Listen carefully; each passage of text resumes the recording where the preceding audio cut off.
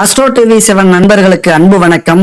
நான் உங்கள் நலம் விரும்பும் அன்பு தோழன் பேசுகிறேன். என் அன்பு சிம்மராசி நண்பர்களுக்கும் தோழிகளுக்கும் பிள்ளைகளுக்கும் பெரியோர்களுக்கும் வணக்கம். இந்த வீடியோவில் ஒரு முக்கியமான விஷயத்தை பற்றி பார்க்க போகிறோம். உயிரும் உடலும் எப்படி நமக்கு முக்கியமோ அது மாதிரி நம்முடைய பொருளாதாரம் நம்ம வாழ்க்கைக்கு ரொம்ப ரொம்ப முக்கியம். அப்போ அந்த பொருளாதாரத்தை கொடுக்கக்கூடிய தொழில் இந்த பிரபஞ்சம் என்ன தொழில் கொடுத்துருக்கு, எந்த தொழிலை நம்ம செஞ்சோம்னா நமக்கான பலனையும் மிகப்பெரிய முன்னேற்றத்தையும் நம்ம அனுபவிக்கலாம். அதுபோல் நம்ம ராசிக்கான தொழிலையும் நட்சத்திரத்துக்கான தொழிலையும் அல்லது லக்னத்துக்கான தொழிலையும் நம்ம செய்யும்போது எந்த அளவுக்கு வெற்றி பெறலாம், அப்போ நமக்கு விதிக்கப்பட்ட தொழில் என்ன அப்படிங்கிறத பற்றி தான் இந்த வீடியோவில் நம்ம பார்க்க போகிறோம். கடைசி வரைக்கும் ஸ்கிப் பண்ணாமல் பாருங்கள். ஏதாவது ஒரு தொழில் உங்கள் வாழ்க்கையை மாற்றலாம். சிம்ம ராசி, சூரியனுக்கு ஆட்சி வீடு சிம்மம், உச்ச வீடு மேஷம், நீச்ச வீடு துலா. அப்போ சூரியனுக்கு இணையாக செவ்வாய் அதிகமாக உங்களுக்கு உதவப் போகிறார். கேந்திரஸ்தானமான 4ஆம் வீட்டிற்கும் பாக்கியஸ்தானமான திரிகோணத்திற்கும் அதிபதியாக செவ்வாய் வருகிறார். செவ்வாய் நன்றாக இருந்தால் பாரம்பரியமான வெற்றியை பெறுவீர்கள். உங்களது சந்ததியினர் உங்களது புகழை பாடும் அளவிற்கு உங்களது முன்னேற்றமும் வளர்ச்சியும் வாழ்க்கையும் இருக்கும். செவ்வாய் நன்றாக இருந்து விட்டால். அதுபோல செவ்வாய் ஒருவேளை சரியான இடத்துல இல்லை அப்படின்னா ரொம்ப சிக்கல் உங்கள் வாழ்க்கையில். சூரியன் மேஷராசியில் 10வது பாகையில் உச்சமடைகிறார். மேஷராசியில் 10வது பாகை அஸ்வினி நட்சத்திரத்தை குறிக்கிறது. அப்போ அஸ்வினி நட்சத்திரத்தின் அதிபதி யாருன்னா கேது, மேஷராசியின் அதிபதி செவ்வாய். அப்போ ஜோதிட சாஸ்திரத்தில் சூரியன் பரமாத்மா அப்படின்னு அழைக்கப்படுகிறார், கேது மோட்சக்காரகன் அப்படின்னு அழைக்கப்படுகிறார். அப்ப கேது மோட்சக்காரகன் அப்படின்னா அகங்காரம், ஆணவம், முன்கோபம், கர்வம், மிருகத்தனம், முட்டாள்தனம், சண்டை சச்சரவுகள், வாக்குவாதம், இது போன்ற தீய குணங்களுக்கு காரகன் தான் செவ்வாய். இது போலதான் இந்த ஜோதிட சாஸ்திரத்தில் எழுதப்பட்டிருக்கிறது. பொதுவா எல்லாவித பாவ கர்மாக்களுக்கும் காரகம் யாருன்னு பார்த்தீங்கன்னா செவ்வாய் தான். அப்ப செவ்வாய் பகவான் நல்லவர் வல்லவர் அப்படின்னு நம்ம சொல்லிக்கிட்டு இருந்தாலும் அவருக்கும் இன்னொரு பக்கம் இருக்கு. பாட்சா படத்துல ரஜினி எனக்கு இன்னொரு பேர் இருக்கு அப்படின்னு சொல்றது மாதிரி செவ்வாய் பகவானுக்கு இது போன்ற பக்கங்கள் உண்டு, ஒரு கெட்ட குணம் கொண்ட பக்கங்கள் உண்டு. அப்ப சிம்ம ராசி நண்பர்களும் தோழிகளும் இது மாதிரியான பக்கங்களையும் கொண்டிருப்பீர்கள். அதனால நம்ம வாழ்க்கைக்கு எது தேவையோ அதை நீங்க முடிவு பண்ணிக்கிட்டு எப்படி இந்த பிறவியை நம்ம அமைதியோடும் அன்போடும் நமக்கு விதிக்கப்பட்ட கடமை என்ன, நமக்கு கொடுக்கப்பட்ட பாவ புண்ணியங்கள் என்ன அப்படிங்கிற விஷயமெல்லாம் அறிஞ்சுக்கிட்டு சிம்மராசி நண்பர்கள் ஆன்மீக வழியில் பயணிக்கும் போது இந்த விஷயங்கள் எல்லாம் உங்களை பாதிக்காது. இல்லைன்னா எத்தனை ஜென்மங்கள் எடுத்தாலும் இது போன்ற ஆணவம், முன்கோபம், கர்வம், மிருகத்தனம், சண்டை சச்சரவுகளால் வரும் பிரச்சனைகள், பாவங்கள் இதெல்லாம் 7 ஜென்மங்களுக்கும் தொடரும். அப்போ ஆன்மீக பயணத்தில் என் அன்பு சிம்மராசி நண்பர்களும் தோழிகளும் பயணித்தால் இதையெல்லாம் கடந்து தெய்வீகத்தன்மையை நம்ம அடையலாம். அதாவது மனிதத்தன்மையை நம்ம எந்த அளவுக்கு இந்த விஷயங்களை கடைபிடிக்கிறோமோ அந்த அளவுக்கு தெய்வீகத்தன்மையை நம்ம அடைய முடியும். சிம்மராசி நண்பர்கள் எப்பொழுதுமே தற்பெருமை பேசிக்கொண்டிருப்பீர்கள். அது நல்லதாக இருந்தாலும் கெட்டதாக இருந்தாலும் கோபமாக பேசுவீங்க, மற்றவர்களை கோபப்பட வைப்பீங்க. ஆனால் அதே நேரத்தில் வேலை அப்படின்னா சூப்பராக செய்வீங்க. ஒரு நல்ல நிர்வாகத்திறமை உங்களுக்கு உண்டு. எவ்வளவு பெரிய கடுமையான வேலையாக இருந்தாலும் அந்த வேலையை சரியாக செஞ்சு முடிப்பீங்க.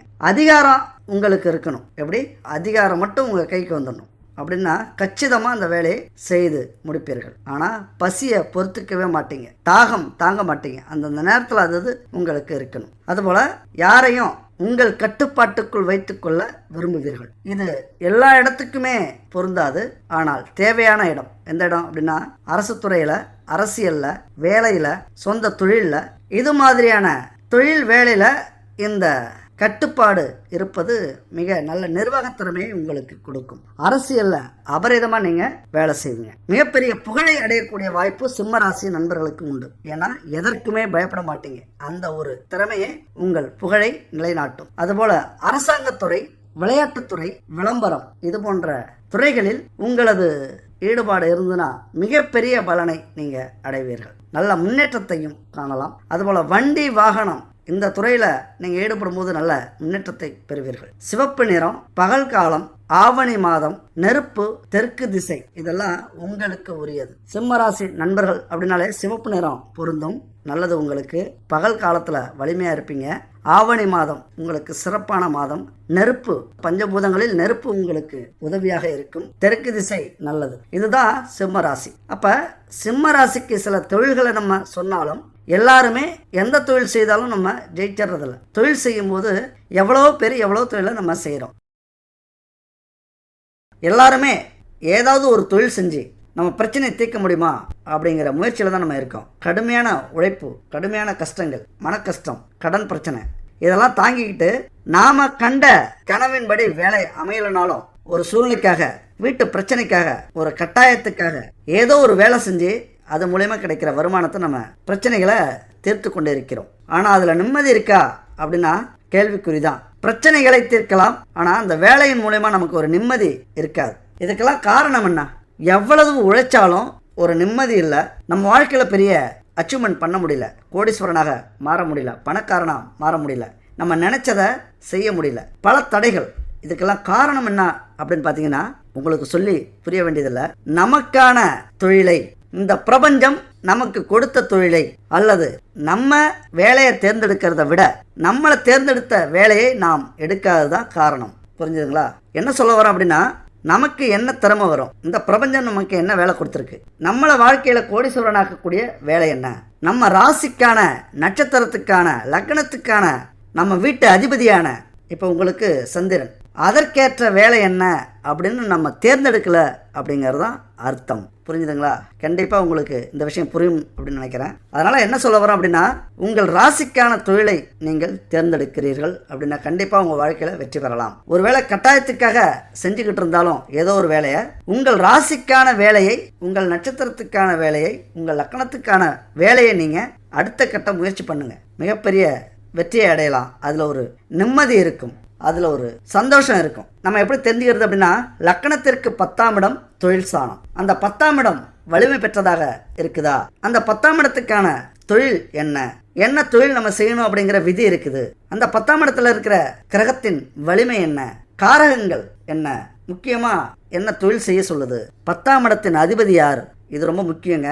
அவர் எங்க இருக்காரு, அவருடைய வலிமை, காரகங்கள் என்ன, 10ஆம் இடத்தின் அதிபதி தங்கி இருக்கிற அந்த வீட்டின் அதிபதி யார், அவர் எங்க இருக்காரு, அவருடைய வலிமை என்ன, அவருக்கு செய்ய வேண்டிய நம்ம தொழில் என்ன, பரிகாரங்கள் என்ன, 10ஆம் வீட்டை யார் பார்க்கிறார்கள், கால், அரை, முக்கா, முழு பார்வை இருக்குதா, நல்ல நிலைமையில அந்த பார்வை நமக்கு கிடைக்குதா அப்படிங்கிறதுலாம் மிக மிக நம்ம ஆராய வேண்டிய இடம். தொழிலில் நம்ம ஜெயிக்கணும் அப்படின்னா 10ஆம் இடம் தான் முக்கியம். அதனால இப்ப சிம்ம ராசிக்கு 3ஆம் அதிபதி சுக்கிரன், 10ஆம் அதிபதியும் சுக்கிரன். அப்ப சிம்ம ராசிக்கான தொழில் நம்ம பார்த்தோம்னா, கலைத்துறையில ஈடுபாடு அதிகரிக்கும், எழுத்து மற்றும் இசையில ஆர்வம் அதிகரிக்கும். அதாவது நீங்க எந்த தொழில் முதல் தொழிலாக செஞ்சாலும் அந்த தொழிலை மாற்றிட்டு 2வது தொழில் நீங்க செய்யும்போது மிகப்பெரிய வெற்றியை அடைவீர்கள். அதனால முதல் தொழில் எந்த அளவுக்கு உங்களுக்கு லாபத்தை கொடுக்குது, மன திருப்தியை கொடுக்குது, அல்லது நீங்கள் விருப்பப்பட்ட தொழிலா அல்லது கட்டாயத்துக்காக செய்கிறீங்களா, இதெல்லாத்தையும் கவனித்து 2வது தொழிலை செய்யுங்க. கண்டிப்பாக மிகப்பெரிய வெற்றியை அடைவீர்கள். அதுபோல் உங்கள் சகோதரி சகோதரனோடு ஒரு தொழிலை செய்வீங்க. அடுத்தது பார்த்தீங்கன்னா ஜெராக்ஸு, டைப்பிங் இது போன்ற தொழில் செய்யலாம். சுயமுயற்சியால், விடாமுயற்சியால் வெற்றி பெறுவீர்கள். அதே சமயத்தில் ஆன்மீக அருள் உங்களுக்கு எப்பொழுதுமே உண்டு சிம்மராசி நண்பர்களுக்கு. ஏன்னா தொழிலுக்கான அதிபதி யாருன்னு பார்த்தீங்கன்னா சுக்கிரன். அதனால ஆன்மீக அருள் உங்களுக்கு உண்டு. அப்படியே உங்களுக்கு நம்பிக்கை இல்லைனாலும் அந்த ஆன்மீக அருளை நீங்கள் பெறத்துக்கு முயற்சி பண்ணுங்க. ஏன்னா எந்த ஒரு விஷயத்தையும் தொடங்கிறதுக்கு முன்னாடி நெருப்புல கை காட்டி தொடங்குங்க, அதாவது சூடமேற்றி தொடங்குங்க. அதனால உங்களுக்கு நெருப்பு உகந்தது அப்படின்னா இந்த விஷயத்தை நீங்க கடைபிடிங்க. காலபுருஷனின் 5வது வீடு சிம்மராசி. அப்ப கலைத்துறை, கமிஷன், லாட்டரி, அரசியல், சினிமா இதுல எல்லாத்துலயும் உங்களுக்கு ஈடுபாடு அதிகமாக இருக்கும். சுய சிந்தனை, விரைந்து செய்யக்கூடிய செயல்திறன், சுய கௌரவம், தலைமை பொறுப்பு, ஒரு கம்பீரமான தோற்றம் உங்கள் தொழில எப்பொழுதுமே இருக்கும். நீங்க எந்த துறையில இருந்தாலும் சரி. அதே சமயத்துல சிம்மராசி நண்பர்கள், தோழிகள் ஆக்ரோஷமானவர்கள். எடுத்த காரியத்தை எப்பேற்பட்டாவது முடிக்காம விடவே மாட்டீங்க.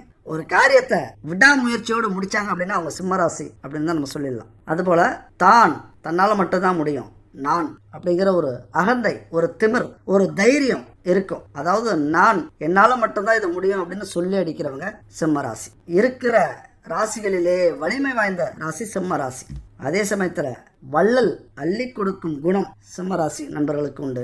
மனசாட்சிக்கு மாறாக பேச தெரியாது. அப்படி பேசினாலும் மாட்டிப்பீங்க. அதாவது குத்தம் செய்ய மாட்டீங்க, குத்தம் செஞ்சாலும் அந்த தப்பை மறைக்கிறது உங்களுக்கு தெரியாது, அதனால மாட்டிப்பீங்க. ஏழை பணக்காரர், படிக்காதவர், மேதை அப்படிங்கிற வித்தியாசம்லாம் நீங்கள் பார்க்க மாட்டீங்க. அது தொழிலையும் சரி வேலையிலையும் சரி. அதே சமயத்தில் கொஞ்சம் ஆர்ப்பாட்டம், கொஞ்சம் ஆடம்பரம், அலங்காரமான பேச்சு இதெல்லாம் உங்களுக்கு எப்பொழுதுமே இருக்கும். கொஞ்சம் ஒரு கெத்தா இருக்கணும் அப்படின்னு நினைப்பீங்க. உணர்ச்சி வசப்பட்டு சில நேரத்தில் சந்தோஷத்தை அபரிதமாக ரொம்ப பயங்கரமான உற்சாகத்தோடு அனுபவிப்பீங்க. வெற்றியையும் தோல்வியையும் சரிசமமா நீங்க நினைச்சுப்பீங்க. வெற்றி கண்டா ரொம்ப ஆட்டமும், தோல்வி கண்டா சோர்ந்து போறதும் உங்கள்கிட்ட இருக்காது. எல்லாமே அது ஒரு நிலை, இதுவும் கடந்து போகும் அப்படிங்கிற ரீதியில போயிடுவீங்க.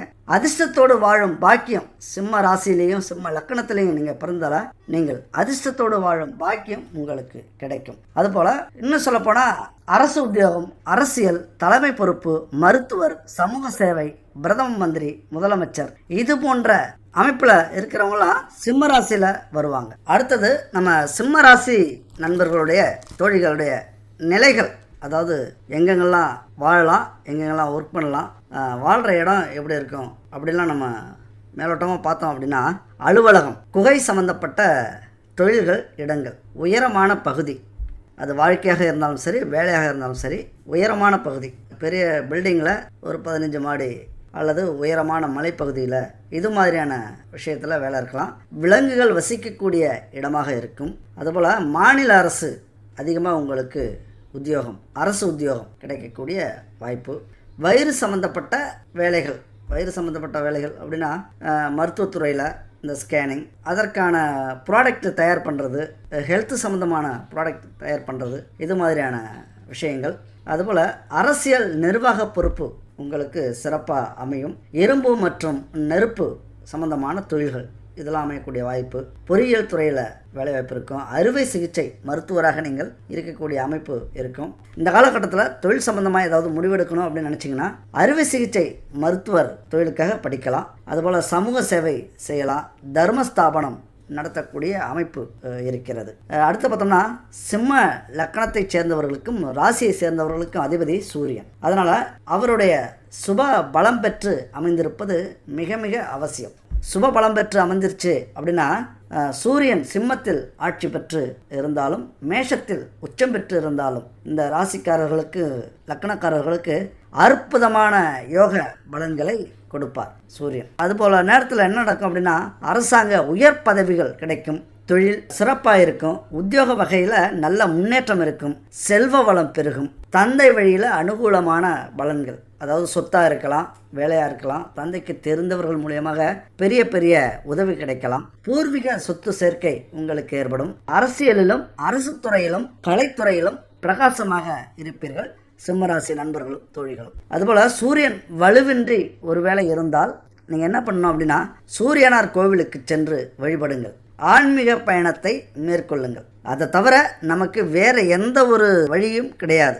நமக்கான தொழில் சிறப்பாக இல்லை, நம்ம தொழிலில் தடுமாற்றம் அதிகமாக இருக்குது அப்படின்னா, நம்ம ஒரு தொழிலை தேர்ந்தெடுக்க முடியல அப்படின்னா நம்மளுடைய மனதும் உடலும் தெளிவாக இல்லை, ஏதோ குழப்பத்தில் இருக்குது, நம்ம முன்ஜென்ம பாவ புண்ணியங்களில் அடிபட்டு இருக்கிறோம் அப்படின்னு தான் அர்த்தம். அதனால் ஆன்மீக பயணத்தில் ஈடுபட்டு உங்களது மனதையும் உடலையும் அமைதிப்படுத்தி கொண்டு அதன் மூலயமா ஏதாவது ஒரு தொழிலை, இப்போ நம்ம சொல்லியிருக்கிற தொழிலாக இருந்தாலும் சரி, இன்னும் கொஞ்சம் சொல்லுவோம், எந்த தொழில் சிறப்பாக இருக்கிறதோ அந்த தொழிலை நீங்கள் தேர்ந்தெடுக்க வேண்டியது அவசியம். அப்படின்னா நீங்கள் ஆன்மீக பயணத்தில் கண்டிப்பாக ஈடுபடுங்க. தினமும் வீட்டு பூஜை அறையில் ஒரு தீபமேற்றியாவது இறைவனை வழிபடுங்கள். உங்கள் வீட்டு முழுவதும், அதாவது சாம்பிராணி வாசனையாக இருக்கலாம், அகர்பத்தி வாசனையாக இருக்கலாம், தூபம் போடலாம், இது மாதிரியான வாசனைகள் நிறைந்திருக்கணும். அப்போ தான் லட்சுமி தேவியின் அருள் நமக்கு கிடைக்கும். அதுபோல் சஷ்டி அன்று விரதமிருந்த முருகப்பெருமானை வழிபடுவது பல பொருளாதார இழப்புகளை சரி செய்யும். வேலை இல்லைனா கண்டிப்பாக வேலை கிடைக்கும், வேலையில் நல்ல லாபம் கிடைக்கும். அதுபோல் இந்த பரிகாரங்கள்ங்கிறது ஒவ்வொரு மனிதர்களுடைய வாழ்க்கையிலும் மிக மிக முக்கியம். அதைவிட சிம்மராசி நண்பர்களுக்கு மிகவும் அற்புதமாக கை கொடுக்கும். ஏன்னா எப்பொழுதுமே கொஞ்சம் கோபத்தோட, சுறுசுறுப்பாக அல்லது ஆக்ரோஷமாக, மன குழப்பத்தோடு, ஒரு சிந்தனைகளோடு எப்பொழுதுமே இருப்பீங்க. சிம்மராசி நண்பர்களும் தோழிகளும் இப்படி தான். அப்போ நம்ம வாழ்க்கையில் ஒரு அமைதி அடையணும், ஒரு நிம்மதி கிடைக்கணும், நம்மளும் வாழ்க்கையில் ஜெயிக்கணும், வெற்றி பெறணும், தொழிலில் மிகப்பெரிய தொழில் அதிபராக வரணும், கோடீஸ்வரராக வரணும் அப்படின்னா உங்களுக்கு கை கொடுக்க போவது இந்த ஆன்மீகம் தான். தொழிலில் எல்லாருமே தொழில் செய்யலாம், தொழிலுக்கான வெற்றியை எல்லாருமே அடையிறோமா? 9 கோடி பேரும் வெற்றி அடையிறோமா அப்படின்னா அதுதான் இல்லை. ஏன் இல்லை? நாம் செய்கிற வேலைக்கு ஏற்றது மாதிரி, நம்ம செய்கிற தொழிலுக்கு ஏற்றது மாதிரி, அந்த தொழிலுக்கு ஏற்ற மாதிரி உழைக்கணும். முக்கியமாக ஆன்மீகத்தில் நம்ம பயணம் செய்தே ஆக வேண்டும். எந்த அளவுக்கு நம்ம ஆன்மீகத்தில் பயணம் செய்கிறோமோ அந்த அளவுக்கு தொழில் வலிமை நமக்கு இருக்கும். தொழிலில் மிகப்பெரிய வலிமையை நம்ம அடையலாம். அப்போ பரிகாரம் செய்கிறதெல்லாம் வேஸ்ட்டு.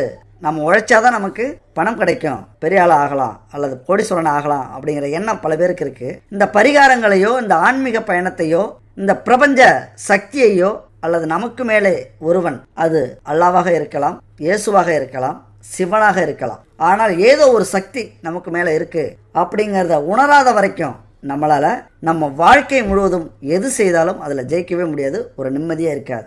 நம்ம உணரணும், கடவுள் இல்லை, பிரபஞ்ச சக்தியாவது இருக்குது, ஐம்பூதங்கள் நம்மளை ஆண்டு கொண்டிருக்கிறது. இந்த ஐம்பூதங்கள் இல்லாமல் நம்ம எந்த ஒரு தொழிலும் வேலையும் செய்யவே முடியாது.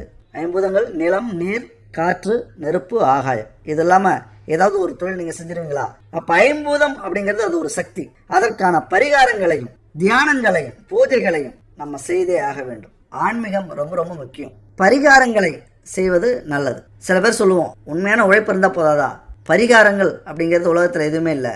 யாராருக்கு என்ன பாவ பலன்கள் இறைவன் கொடுத்திருக்கிறாரோ அதை அனுபவிச்சு தான் ஆகணும் அப்படிங்கிறது சில பேருடைய அறிவு. நம்ம என்ன சொல்ல வரோம் அப்படின்னா, ஒரு எடுத்துக்காட்டுக்கு அகத்தியர் பெருமான் ஜீவநாடியில் வந்து நிறைய பேருக்கு பரிகாரங்களை செய்ய சொல்லி வாழ்க்கையை செம்மையாக்கி இருக்கிறார் அகத்தியர். பொதுவாகவே பரிகாரம் வீண் அப்படின்னு சொல்றதெல்லாம் ரொம்ப தவறு. இந்த பரிகாரங்கள் அப்படிங்கிறது ஒன்று இல்லைன்னா இந்த உலகத்தில் கோவில் குளம் இருக்காது. கோவில் குளத்துக்கு போய் மனம் அமைதியாகி சுறுசுறுப்பாகிறாங்கள அவர்கள்லாம் இருக்க மாட்டாங்க. கொலை, கொள்ளை, குற்றங்கள் இப்படி உலகத்தில் நிறைய உருவாகி இருக்கும். இந்த சாம்பிகள் அப்படின்னு கேள்விப்பட்டிருக்கீங்களா?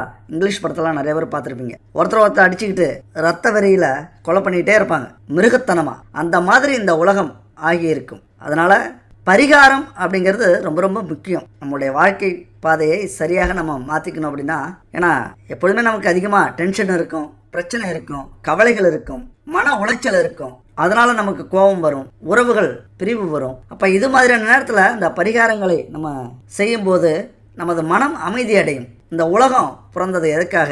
இந்த உலகத்தில் நம்ம பிறந்தது எதுக்காக? மனித பிறவி அப்படிங்கிறது என்ன?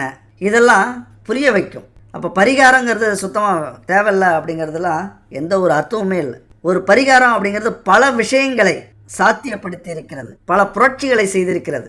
உதாரணமாக பரிகாரம் செய்பவருடைய மனநிலை, அவரது கர்மா, தெய்வ அருள், சித்தன் அருள், திட வைராக்கியம், நம்பிக்கை, கனிந்த மனசு, இது எல்லாத்தையும் பரிகாரம் தான் தீர்மானிக்கும். இப்போ நான் சொன்ன விஷயம் ஆன்மீகத்தில் நம்பிக்கை இருக்கிறவங்களுக்கு புரியும். அதனால் இதெல்லாம் மனசில் வச்சுக்கிட்டு பரிகாரங்கள் செய்கிறது ரொம்ப ரொம்ப நல்லது. பரிகாரங்கள் அப்படின்னா சில போலி சாமியார்கள், போலி ஜோதிடர்கள் இவர்கள்லாம் இருக்காங்க. இந்த பரிகாரத்தை செய்யுங்க, இத்தனை ஆயிரம் செலவாகும், நைட்டு 2 மணிக்கு இந்த பரிகாரம் செய்யணும் அப்படின்னு சில போலி ஜோதிடர்கள் போலி பரிகாரங்களை சொல்வார்கள். அந்த இடத்துல நீங்கள் நிதானமாக இருங்க. அது மாதிரியான பரிகாரங்கள் தேவையில்லாதது. அது பணத்துக்காக செய்யக்கூடிய பரிகாரங்கள். பரிகாரம் அப்படிங்கிறது கோவில்லையும் நமது வீட்டு பூஜை அறையிலையும் வீடுலையும் நடக்கிற பாரம்பரியமாக செய்து கொண்டிருக்கிற ஹோமங்கள், பூஜைகள், இதெல்லாமே நம்ம வாழ்க்கைக்கு மிக மிக தேவையான ஒரு பரிகாரங்கள். இங்கே சொல்கிறது எப்படி தெரியுமா? பரிகாரங்கள் அப்படின்னா எல்லாம் கொள்ளடிக்கிற வேலை, திருடுற வேலை, போய் பணத்தை செலவழிக்கிற வேலை அப்படின்னு சொல்லுவாங்க. ஒரு ஊரில் ஒரு திருடன் இருப்பான், கொள்ளக்காரன் இருப்பான், கெட்டவன் இருப்பான். அப்போ அந்த ஊரில் இருக்கிற எல்லாருமே திருடனாக இருக்க மாட்டாங்க. அதனால் எது மாதிரியான பரிகாரங்களை உங்களுக்கு சொல்கிறாங்க அப்படிங்கிற கவனம் தான் உங்களுக்கு முக்கியமே தவிர பரிகாரங்கள்ங்கிறது எல்லாமே பொய் அப்படிங்கிறதெல்லாம் இல்லை. அதனால் இந்த ஆன்மீகத்துலேயும் இந்த பரிகாரத்துலேயும் கொஞ்சம் நம்பிக்கை வைங்க. கண்டிப்பாக நம்ம தொழிலை முன்னேற்றத்துக்கு ஒரு உறுதுணையாக இருக்கிறது இந்த ஆன்மீகம். என்னதான் நீங்கள் நம்பலனாலும் ஒரு தொழிலுக்கான மரியாதைன்னு ஒன்று இருக்குது. உங்கள் வீட்டில் வந்து நீங்கள் எப்படி வேணாலும் இருங்க, ஆனால் தொழில் செய்கிற இடத்துல லாபம் இருக்கணும், அந்த தொழிலில் ஒரு அமைதி இருக்கணும், ஒரு புரட்சி இருக்கணும். திடீர்னு ஒரே நாளில் நமக்கு நிறைய லாபம் வரும், நிறைய கஸ்டமர் கிடைப்பாங்க, தொழிலில் பெரிய பெரிய முதலீட்டுக்கான கையெழுத்து நடக்கும். அதெல்லாம் வந்து இந்த பரிகாரங்கள். அதனால தான் இப்போ வியாபாரத்துலேயும் தொழிலையும் கஷ்டப்படுறவங்க முருகன் படத்தை கண்டிப்பாக நீங்கள் தொழில் செய்கிற இடத்துல வச்சுருக்கணும். தொழில் செய்கிற இடத்துல கண்டிப்பாக இருக்க வேண்டிய பொருட்கள், ஒன்று, வீட்டை சுத்தமாக வச்சுக்கணும். வீட்டில் இருக்கிற பொருட்கள் எல்லாமே தூய்மையாக இருக்கணும். 2, வீட்டில் உள்ளவங்க கடவுள் மீதோ அல்லது இந்த பிரபஞ்சம் மீதோ அல்லது பஞ்சபூதங்கள் நீர், நிலம், காற்று, நெருப்பு, ஆகாயம், இந்த 3இல் ஏதாவது ஒன்றிலாவது நம்பிக்கையும் பயமும் இருக்க வேண்டும். ஏதாவது ஒன்றிலாவது. அடுத்தது 3வது, இந்த பூஜை பொருட்கள் உங்க வீட்டில் கட்டாயம் இருக்கணும். என் நண்பர்களே, இது ரொம்ப முக்கியமான ஒரு விஷயம். நம்ம வீட்டில் செல்வங்கள் கொழிக்கணும் அப்படின்னா, கந்திஷ்டிகள் அகலணும், தீய சக்திகள் விலகணும் அப்படின்னா, அஷ்டலட்சுமிகள் நம்ம வீட்டில் குடியிருக்கணும் அப்படின்னா, இந்த பூஜை பொருட்கள் உங்க வீட்டில் கண்டிப்பா இருக்கணும். 7 வகையான திரி, பஞ்சுத்திரி, வாழைத்திரி, தாமரை தண்டு திரி, எருக்கந்திரி, அதோட சிவப்பு, மஞ்சள், பச்சை, இந்த 7 வகையான திரியில ஏதாவது ஒரு திரி உங்க வீட்டில் இருக்கணும். அடுத்தது பஞ்சதீப எண்ணெய் அல்லது நெய், அதுபோல பஞ்சகாவிய விளக்கு, பஞ்சகாவிய சாம்பிராணி, சூடம், அகர்பத்தி, வாசனை எந்த அளவுக்கு வருதோ அந்த அளவுக்கு வரக்கூடிய அகர்பத்தி. அடுத்தது பணத்தை ஈர்த்து கொடுக்கக்கூடிய சக்தி கொண்ட பச்சை கற்பூரம், அதுபோல பாவ புண்ணியங்களை சேர்த்து கொடுக்கக்கூடிய பச்சரிசி கோலமாகும். இந்த பூஜை பொருட்கள் முடிந்த அளவு உங்க வீட்டில் நீங்க வச்சுக்கணும், எப்பொழுதுமே வச்சிருக்கணும். ஒரு போட்டா இல்லைன்னா கூட பரவாயில்ல, அந்த லட்சுமி விளக்கு போதும். லட்சுமி விளக்கு மிக மிக கட்டாயம். போட்டா இல்லைன்னா விளக்குல பஞ்சதீப எண்ணெயை ஊற்றி ஒரு திரியை வச்சு கொளுத்தி வச்சுட்டாலே அந்த தெய்வம் நம்ம வீட்டில் குடியிருக்கிறதா அர்த்தம். அதனால இந்த பூஜை பொருட்கள் உங்க வீட்டில் கண்டிப்பா இருக்கிற அளவுக்கு பார்த்துக்குங்க. முடிஞ்ச வரைக்கும் தரமான கலப்படம் இல்லாத பொருளா இருந்தா 100% பலன் உங்களுக்கு கிடைக்கும். அப்ப இந்த பொருள்லாம் ஒரே கடையில தரமானதா கிடைக்கிறதா அப்படின்னா கண்டிப்பா கிடைக்கிறது கஷ்டம். உங்களுக்கு தரமான பொருள் வேணும் அப்படின்னா இங்க ஸ்கிரீன்ல இருக்கிற நம்பருக்கு கான்டாக்ட் பண்ணுங்க. எல்லா பொருளும் ஒரே இடத்துல உங்களுக்கு கிடைக்கும். தரமானதா கலப்படம் இல்லாத பொருளா உங்களுக்கு கிடைக்கும். அப்ப நம்ம வாழ்க்கையில உணவு மாதிரி இந்த பொருளும் மிக மிக முக்கியமானது. அப்ப கட்டாயம் நம்ம வீட்டில் இருக்கக்கூடிய ஒரு பொருள் இது. அந்த மாதிரி பூஜை செய்யறோம்ல, அந்த நேரத்துல இந்த மந்திரத்தை நீங்க சொல்றது ரொம்ப ரொம்ப முக்கியமான ஒரு விஷயம். தொழில் இடத்துல இருக்கும்போது இந்த மந்திரத்தை சொல்லிட்டு வரோம் அப்படின்னா தொழில் சிறப்பா நடக்கிறதுக்கான வாய்ப்புகள் இருக்கும். காலையில நம்ம தொழில் அலுவலகத்தை திறந்த உடனே சூடம் ஏத்தி, சாம்பிராணி ஏத்தி, பத்திலாம் ஏத்தி வச்சுட்டு இந்த மந்திரத்தை சொல்லுங்க. என்ன மந்திரம்னு அடுத்து சொல்றேன். மந்திரத்தை சொல்லிட்டு நீரை கடையில தெளிச்சு விடுங்க. அது போல மாலை 6 மணியிலிருந்து 6:45க்குள் இந்த மந்திரம் ஜபிக்கணும். ஜபிச்சுட்டு இந்த நீரை கடை, மிஷின் வச்சிருந்தீங்கன்னா அங்கே, கம்ப்யூட்டர் இருக்கிற இடம், இதெல்லாம் தெளிச்சிட்டு வரணும். அப்போதான் லட்சுமி கடாட்சம் நமக்கு உருவாகும். இப்போ நம்ம தெளிக்க முடியல அப்படின்னா நம்மகிட்ட வேலை செய்கிற பெண்கள் யாரோ இருக்காங்க அப்படின்னா அவங்கள தெளிக்க சொல்லுங்கள். நீங்கள் இருந்தீங்க அப்படின்னா கண்டிப்பாக அந்த விஷயத்த செஞ்சுட்டு வாங்க. அதுபோல் அது என்ன மந்திரம் அப்படின்னு பார்த்தீங்கன்னா, ஓம் நமோ பகவதி பத்மா பத்மாவதி ஓம் ஹ்ரீம் ஸ்ரீம் பூர்வாய தட்சிணாய பஸ்வமாய உத்ராய அனுப்பூரக சர்வே ஜன வசியம் குரு ஸ்வாகா அப்படிங்கிற இந்த மந்திரத்தை சொல்லுங்க. இந்த மந்திரத்துக்கான சக்திகள் அபரிதமாக இருக்கு, அலட்சியப்படுத்தாதீங்க. கண்டிப்பா உங்க வாழ்க்கையில தொழில் மூலியமா ஜெயிக்கணும் அப்படின்னா அந்த மந்திரத்தை நீங்க பயன்படுத்துங்க. அதுபோல சிம்ம லக்னத்திற்கு ராசிக்கு உரியவனாக சூரியன் இருக்கிறதுனால சிம்மத்திற்கு 10ஆம் இடம் ரிஷபம், 11ஆம் இடம் மிதுனம். அப்ப ரிஷபத்தை சொந்த வீடாக கொண்டவர் சுக்கிரன், மிதுனத்தை சொந்த வீடாக கொண்டவர் புதன். அப்ப இவர்களுக்கான தொழில் என்ன செய்யலாம்? சிம்மராசி நண்பர்களுக்கும் தோழிகளுக்கும் என்ன தொழிலாக வரும் அப்படின்னா, ஆழமாக பார்த்தோம் அப்படின்னா காவல்துறை, செக்யூரிட்டி, பெரிய பெரிய நிறுவனங்களுக்கு செக்யூரிட்டி முதலான காவல் பணிகள் செய்யலாம். வனத்துறை பணிகள் கிடைக்கும். கணினித்துறையில் வேலை கிடைக்கும். இந்த காலகட்டத்திற்கு ஏற்ப பெரிய மேக்னட்டாக இருப்பீங்க எலக்ட்ரானிக் சிஸ்டத்தில். அதுபோல் நெட்வொர்க் அப்படின்னா நெட்வொர்க்கில் பெரிய பெரிய தொழிலெலாம் வரும். குரூப் அப்படிங்கிற கம்பெனியில், குரூப்பாக இருக்கிற பல பெரிய கம்பெனியில் நீங்கள் ஒர்க் பண்ணுவீங்க.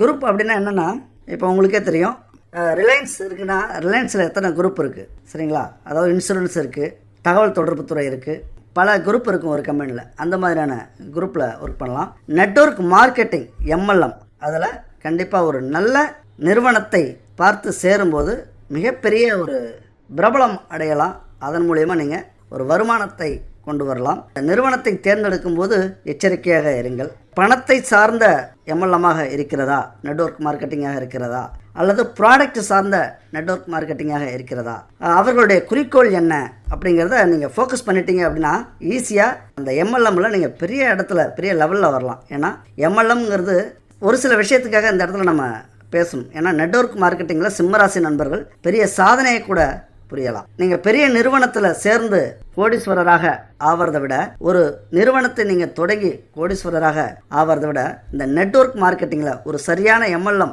கவர்மெண்ட் ரூல்ஸ் படி இருக்கிற நிறுவனத்தில் சேர்ந்துட்டீங்க அப்படின்னா ஒரே வருடத்திலேயோ மிக சீக்கிரமாக நீங்கள் மிகப்பெரிய ஒரு இடத்தை நீங்கள் தக்க வச்சுக்கலாம். கோடீஸ்வரராக கூடிய வாய்ப்பு கூட இருக்கும். ஆனால் சரியான MLM நிறுவனத்தை நீங்கள் தேர்ந்தெடுக்கிறது முக்கியம். குறிப்பாக சொல்லப்போனால் சிம்மராசி நண்பர்களுக்கு MLMல ஒரு பெரிய இடம் இருக்கிறது. எல்லாரும் சொல்கிற மாதிரி சில கம்பெனிகளால் அந்த MLM அந்த மார்க்கெட்டிங் சிஸ்டமே பெரிய இழப்பை சந்தித்து கொண்டிருக்கிறது அப்படின்னு தான் நம்ம சொல்லணும். ஏன்னா அதில் இருக்கிற பல அற்புதமான விஷயங்கள் இன்றைக்கி நிறைய பேரால் புரிஞ்சிக்க முடியறதில்ல. புரிஞ்சிக்காதால தான் இந்த அளவுக்கு தவறான ஒரு விஷயத்தை பரப்பிக்கிட்டு இருக்காங்க.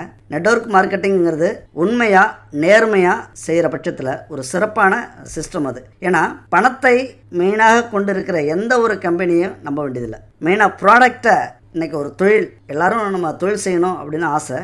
நம்மளால் தொழில் தொடங்க முடியல, ஒரு ப்ராடக்ட்டு எடுத்த உடனே ஒரு ப்ராடக்டை உருவாக்க முடியல, அல்லது பெரிய பெரிய மிஷினரி எல்லாம் போட்டு அலுவலகம் ஓப்பன் பண்ணி நம்மளால் முடியல அப்படிங்கிற பட்சத்தில் எந்த ஒரு முதலீடுமே இல்லாமல் பெரிய அளவில் சாதிக்கக்கூடிய ஒரு இடம் இன்றைக்கி MLM மார்க்கெட்டிங். ஒரு நல்ல கம்பெனியை பார்த்து சேருங்க.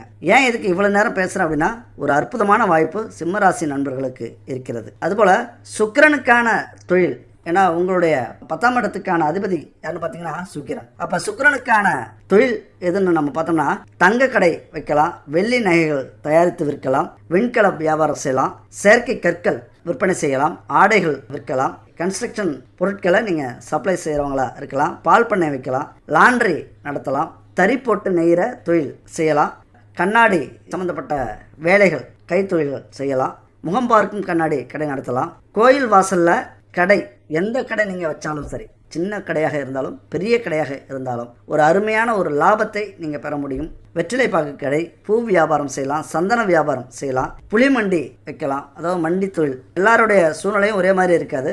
இது மாதிரியான சூழ்நிலை அமைஞ்சவங்க, மண்டியில் கொஞ்சம் வேலை பார்த்துட்டு இருக்கிறவங்க புளி மண்டி வைக்கலாம், கரும்பை விளைவித்து விற்கலாம், விவசாயம் பயிர் செய்து காய்கறிகள் விற்கலாம், நல்ல லாபம் கிடைக்கும். விறகு கடை வைக்கலாம், பலகார கடை வைக்கலாம், சமையல் பாத்திரங்களை வாடகைக்கு விடுற வியாபாரம் செய்யலாம், பாத்திர வியாபாரம் செய்யலாம், மேலதாளங்கள் விற்பனை செய்கிற கடை வைக்கலாம், இலவம் பஞ்சி வியாபாரம் செய்யலாம். அதன் மூலயமா கட்டில் மெத்தை இது மாதிரியான தொழிலை நீங்கள் ஏற்படுத்திக்கலாம். பால் தயிர் இது போன்ற விற்பனை செய்யலாம், கால்நடை பண்ணை வைக்கலாம். இதுபோல் செண்டு, இப்போ இந்த காலகட்டத்தில் நம்ம செண்டு அடிக்காத யாருமே வெளியே போகிறதில்ல, ரொம்ப பிரபலம். அது மாதிரியான வாசனை திரவியங்கள் விற்கக்கூடிய வியாபாரம் செய்யலாம், வாகனங்களை வாடகைக்கு விட்டு வியாபாரம் செய்யலாம், இசை அமைக்கலாம், கலைஞர்களாக நீங்கள் உருவெடுக்கலாம், உங்களுக்கு அந்த திறமை இருக்குது. பின்னணி பாடகராகவும் அல்லது கவிதை பாடல் எழுதுபவராகவும் சிம்மராசி நண்பர்களோ தோழிகளோ இருக்கலாம். கலைத்துறையில் மிகப்பெரிய ஈடுபாடு இருந்தால், ஆர்வம் இருந்தால் கண்டிப்பாக நீங்கள் சாதிக்கலாம். இந்த விஷயத்தில் ஆட்டம் பாட்டம் கொண்டாட்டம் அது எங்கெல்லாம் நடக்குதோ அந்த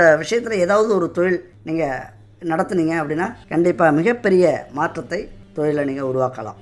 ஆன்மீக பயணத்தில் ஈடுபட மறந்து விடாதீர்கள். எக்காரணத்தை கொண்டாவது எவ்வளவு வேலைபளவாக இருந்தாலும் சரி, மன உளைச்சலாக இருந்தாலும் ஆன்மீகத்தில் ஈடுபடும் போதுதான் மனம் அமைதி பெறும். அப்போ பணியிடத்தில் இது மாதிரியான ஆன்மீக சம்பந்தப்பட்ட விஷயங்களை கண்டிப்பாக செய்யுங்க, விட்டு விடாதீர்கள். எவ்வளவு வேலை பளுவாக இருந்தாலும் சரி, பரபரப்பான வாழ்க்கையாக இருந்தாலும் சரி, இது போன்ற இந்த பூஜை சம்பந்தப்பட்ட விஷயங்களை வீட்டிலேயோ அலுவலகத்திலேயோ எப்பொழுதுமே விட்டுறாதீங்க.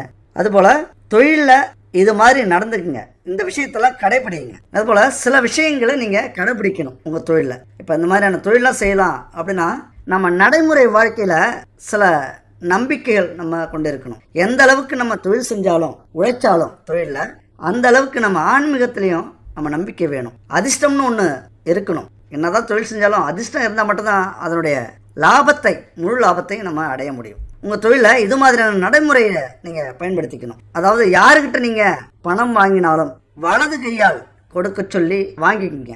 நீங்கள் அடுத்தவங்க கொடுத்தாலும் அதே மாதிரி கொடுங்க. அதுபோல் பணம் எண்ணும் போதும், தொழில் சம்பந்தமான ஃபைல் நோட்டு இதெல்லாம் பெரட்டும் போதும் எச்சிலை மட்டும் தொடாதீங்க. எச்சிலை தொட்டு அதை செய்யவே கூடாது. குறிப்பாக ஆன்மீக புத்தகங்கள் வச்சுருந்தீங்க அப்படின்னா இந்த எச்சில் தொட்டு அதை புரட்டாதீங்க. தொழில் சார்ந்த கணக்கு புத்தகங்கள் உங்கள்கிட்ட இருக்க, எக்ஸ்பென்ஸ் புக்கு, கேஷ் புக்கு, இந்த மாதிரி இந்த புத்தகத்தெல்லாம் எழுதுறதுக்கு முன்னாடி அந்த புத்தகத்தில் முதல் எழுத்தா ஸ்ரீ அப்படின்னு போட்டுங்க, இல்லைனா சுப லாபம் அப்படின்னு எழுதிக்கிங்க. இதை பெரிய பெரிய தொழில் அலுவலகத்தில் பெரிய பெரிய தொழிலில் இதை செய்கிறத நீங்கள் கவனிச்சிருப்பீங்க. நீங்கள் போயிருந்தீங்க அப்படின்னா இதெல்லாம் கவனிச்சிருப்பீங்க. நோட்டில் ஸ்டீன்னு எழுதியிருக்கும், இல்லைனா சுப லாபம் அப்படின்னு எழுதியிருக்கும் தொழில் செய்கிற அக்கௌண்டன்ஸ் புக்கில். இதெல்லாம் நீங்களும் செய்யுங்க. அதுபோல் வெளியில் போகும்போது பர்ஸு இல்லைன்னா சட்டப்பையில் பணம் இல்லாமல் போகவே கூடாது. ஒரு 10 ரூபாயாக இருந்தாலும் பணம் இருக்கணும். ஏன்னா அந்த காலகட்டத்தில் டிஜிட்டல் உலகமாக மாறினதுனால சரி அப்படியே அனுப்பிக்கலாம், மொபைல் மூலிமா ஜிபே, ஃபோன்பே, பேடிஎம் இப்படி அனுப்பிக்கலாம் அப்படின்னு நம்ம கிளம்பிடுறோம். ஆனாலும் நம்ம பையிலையோ பர்ஸ்லையோ பணம் ஒரு 10 ரூபாவது இருக்கணும். அந்த பணத்தோட பச்சை கற்பூரம் நீங்கள் கேள்விப்பட்டிருப்பீங்க. இந்த குட் பேபி ஸ்கிரீனில் பார்த்துருப்பீங்க. உங்கள்கிட்ட ஒரிஜினலான பச்சை கற்பூரம் இருக்குது. நம்ம கடையில் வாங்கினதெல்லாம் எந்த அளவுக்கு தரமானது அப்படின்னு சொல்ல முடியாது. இவங்கள்ட்ட இருக்குது. நீங்கள் கடையில் வாங்கினாலும் சரி, உங்கள்கிட்ட வாங்கினாலும் சரி, அந்த பச்சை கற்பூரத்தை உங்கள் பையிலையோ அல்லது பர்ஸ்லையோ வச்சுக்கோங்க. ஒரு துளி வாரம் அதை மாற்றணும். ஏன்னா அதனுடைய எஃபெக்டும் வாசனையும் போயிடும் நம்ம திறக்கும்போது போகும்போதெல்லாம். அதனால் ஒரு ₹1/4 முன்னாடி பழைய ₹1/4 பார்த்துருப்பீங்க, ஒரு சின்ன சைஸில் இருக்கும். அந்த சைஸில் ஒரு துண்டு பச்சை கற்பூரத்தை பையில் வச்சுங்க, இல்லைன்னா பர்ஸில் வச்சுக்கோங்க.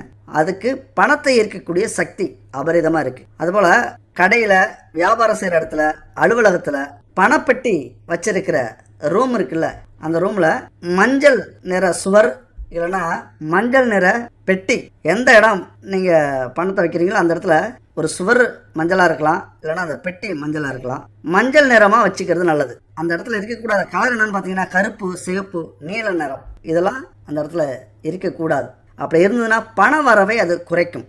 அந்த பெட்டியிலையும் நான் சொன்ன இந்த பச்சை கற்பூரத்தை போட்டு வைங்க. பச்சை கற்பூரத்துக்கு பணத்தை ஈர்க்கக்கூடிய சக்தி அபரிதமாக இருக்குது. இதெல்லாம் ஒரு மூட நம்பிக்கை அப்படின்னு நினச்சிடாதீங்க. ஆன்மீகத்தில் மிக முக்கியமான ஒரு பொருள் பச்சை கற்பூரம். அது பணத்தை ஈர்க்கக்கூடிய சக்தி அதுக்கு இருக்கிறதுனால தான் அந்த பெட்டியிலையும் பணப்பெட்டியிலையும் வைங்க. அதுபோல் பணப்பெட்டியில் பணம் வைக்கும் போதும் வங்கியில் பணம் போடும்போதும் மகாலட்சுமியை மனசார நீங்கள் வணங்கிக்குங்க. இல்லைனா மகாலட்சுமி மந்திரத்தை நீங்கள் ஜபிங்க. ஏதாவது ஒரு வரியில் மந்திரம் இருக்குது. ஓம் ஸ்ரீம் ஹ்ரீம் க்ளீம் ஸ்ரீம் லட்சுமி ஆகச்ச ஆகச்ச மம மந்திர திஷ்ட திஷ்ட சுவாக. இந்த மந்திரத்தை சொல்லுங்க. ஏன்னா முதல்ல பெருசாக இருக்கிறது மாதிரி தான் தெரியும். இதெல்லாம் யாருங்க போய் போடும்போதும் பணப்பெட்டி வைக்கும்போதும் ஒவ்வொரு டைமும் சொல்கிறாங்க அப்படின்னா, ஒரு 10 ரூபா, ஒரு 1000 ரூபாய், ஒரு 2000 ரூபா போடும்போது சொல்ல வேண்டியதில்லை. இதே 5000, 10,000, 50,000, 1 லட்சம் அப்படின்னு பணப்பெட்டியில் வைக்கும் போதும் பணப்பெட்டியில் போடும் போதும் எடுக்கும் போதும் இந்த மந்திரத்தை நீங்கள் கண்டிப்பாக சொன்னீங்க அப்படின்னா அந்த லட்சுமி வந்து திரும்ப கிடைப்பா. திரும்ப வர்றதுக்கு ஆசைப்படும். அந்த லட்சுமி, பணம்னாலே லட்சுமி தானே, அதனால் அது நம்மக்கிட்ட வர்றதுக்கே ஆசைப்படும். அதனால தான் அந்த மந்திரத்தை சொல்கிறது. அதுபோல் இதே மந்திரத்தை சொல்லி நம்ம அலுவலகத்தில் சூடம் ஏற்றும் போதும், தீபம் ஏற்றும் போதும், ஊதுபத்தி, சாம்பிராணி இதெல்லாம் ஏற்றும் போதும் இந்த மந்திரத்தை சொல்லுங்கள். பணப்பெட்டிக்கு தினமும் ஊதுபத்தி, சாம்பிராணி, தூபம் காண்பீங்க. அதனால தான் இந்த வீட்டுக்கு வீடு எல்லாரும் கொண்டு போய் காமிப்போம். பணப்பெட்டியில் காமிக்கிறது ரொம்ப ரொம்ப முக்கியம். அப்போ இந்த மந்திரத்தை சொல்லுங்கள். ஓம் ஸ்ரீம் ஹ்ரீம் க்ளீம் ஸ்ரீம் லட்சுமி ஆகச்ச ஆகச்ச மம மந்திர திஷ்ட திஷ்ட சுவாக அப்படிங்கிற மந்திரத்தை சொல்லுங்க. மனப்பாடம் செஞ்சுக்கங்க. தொழில் செய்கிறவங்களுக்கு மிக முக்கியமான மந்திரம் இந்த மந்திரம். அது மாதிரி வெள்ளிக்கிழமை மாலை 5:30 மணி முதல் 7 மணிக்குள்ளார ஒரு சொம்புல கொஞ்சம் தண்ணீர் வச்சுக்கிட்டு அதில் கொஞ்சம் மஞ்சள் போட்டு வடக்கு முகமாக நோக்கி அமர்ந்து கொண்டு இப்போ நான் சொன்ன மந்திரம் சொல்லுங்கள். இந்த மந்திரத்தை சொல்லிட்டு அந்த நீரை கல்லா, பணப்பெட்டி, கடை, அலுவலகம், இந்த வாசலில் இதெல்லாம் கொஞ்சம் தெளித்து விடுங்க. மிக அற்புதமான சக்தியை கொண்டது. இது பணத்தை ஈர்க்கக்கூடிய சக்தி மட்டும் இல்லை. இந்த மந்திரத்துக்கு கந்திஷ்டி, கெட்ட சக்திகள், போட்டி, பொறாமைகள் நம்ம அலுவலகத்தில் இருந்ததுன்னா கண்டிப்பாக இது போயிடும். அதுபோல் நம்ம ஆஃபீஸில் மிக மிக முக்கியமான பொருட்கள்லாம் இருக்கணும். நான் சொன்ன இந்த ஆன்மீக பொருட்கள் மிக முக்கியம். இந்த பொருள் இருக்கணும். தரமான பொருள் வேணும்னா நம்ம சொன்ன அந்த குட் பேபி அவங்கள்ட்ட வாங்கிக்கோங்க. அதனால் மேஷராசி நண்பர்களுக்கு நம்ம என்ன தொழில் செஞ்சோமோ அதில் முயற்சி பண்ணுங்க. இருக்கிற தொழிலில் நம்ம எது மாதிரியான விஷயங்களை கடைபிடிக்க சொன்னோமோ அது மாதிரிலாம் கடைபிடிங்க. கண்டிப்பாக உங்கள் வாழ்க்கையில் மிகப்பெரிய மாற்றத்தை, தொழில் வளர்ச்சியை நீங்கள் பார்க்கலாம். நம்ம இதெல்லாம் சொன்னதுனால இந்த தொழில் செஞ்சால் அல்லது இது மாதிரியான பரிகாரங்களை செஞ்சால் உங்கள் வாழ்க்கையில் நீங்கள் முன்னேறிடலாம் அப்படின்னா கண்டிப்பாக முன்னேறி விடலாம். ஆனாலும் கடினமான உழைப்பு மிக மிக முக்கியம். ஆன்மீக நம்பிக்கை மிக மிக முக்கியம். அதாவது ஒன்றுமே செய்யாமல் இருக்கிறத விட நமக்கு விதிக்கப்பட்ட பணியை செவ்வனே செய்து முடித்தால் பலனும் வெற்றியும் நிச்சயம் நம்மளை வந்து சேரும். இது பகவான் கூற்று. இந்த கூற்றை திருவள்ளுவரும் தன்னுடைய குரல்ல சொல்லியிருக்கிறார். அழகா சொல்லியிருக்கிறார். ஊழையும் உப்பக்கம் காண்பர் உழைவின்றி தாழாது ஊஞ்சுற்றுப்பவர். அதாவது மனதில் சோர்வு இல்லாமல் தொடர் முயற்சியில் குறைவு இல்லாமல் உழைப்பவன் அவன் செய்கிற செயலுக்கு இடையூறாக வரும் தலை விதியையே ஒரு நேரத்துல தோல்வியுறை செய்து வெற்றி பெறுவான். அதுதான் நம்முடைய விதி. பகவான் நமக்கு கொடுத்ததும் அதுதான். அதனால எவ்வளவு பிரச்சனை வந்தாலும் பகவான் மேல பாரத்தை போட்டுட்டு உண்மையா உழைக்கிறோம், நேர்மையா உழைக்கிறோம், ஆன்மீக பயணத்தில் உழைக்கிறோம். கண்டிப்பா உங்களது தொழில் எந்த தொழிலாக இருந்தாலும் சரி, உங்கள் ராசிக்கான நட்சத்திரத்துக்கான தொழிலை நீங்க எடுத்து செஞ்சாலும் அல்லது உங்கள் கனவுக்கான தொழில் நீங்க விருப்பப்பட்ட தொழில் நீங்க செஞ்சாலும் இந்த 3 விஷயமும் உண்மையா உழைக்கிறது, உண்மையா கஷ்டப்படுறது, ஆன்மீக பயணத்தோட கஷ்டப்படுறது இருந்தா வெற்றி உங்களுக்கு தான். அது எவ்வளவு பெரிய தலைவிதியா இருந்தாலும் அது தோத்து போகும். அதனால யார் ஒருவர் முயற்சியில் ஈடுபடாமல் இருப்பாரோ அவரை விதி சுலபமாக தழுவும் அப்படிங்கிறதான் இந்த திருவள்ளுவர் குறளின் சூட்சம கருத்து. அடுத்த அருமையான ஒரு வீடியோவில் சந்திப்போம். நன்றி, வணக்கம்.